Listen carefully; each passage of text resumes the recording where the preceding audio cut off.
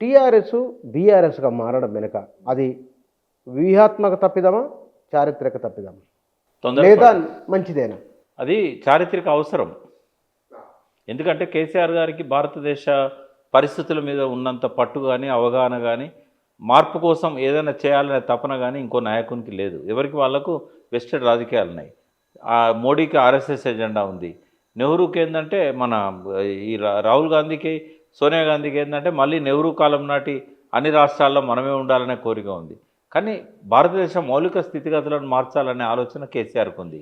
ఆ చారిత్రక అవసరమే కానీ తొందరపాటు. అది సుఖదుఖాల సినిమాలు అనుకుంటా, తొందరపడి ఒక్క కోయిల ముందే కూసింది అని. అట్లా కసిరే ఎండల్లో కాల్చబడ్డది, ముసిరే వానల్లో ముంచబడ్డది.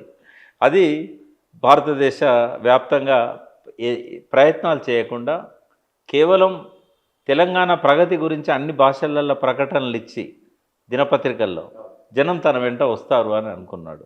ఒక మహారాష్ట్ర నుంచి బస్సులు తీసుకొని కొంతమంది సర్పంచులు ప్రజాప్రతినిధులు రాగానే మనకు దేశమంతా కూడా ఇట్లే ఉంటుందని అనుకున్నాడు.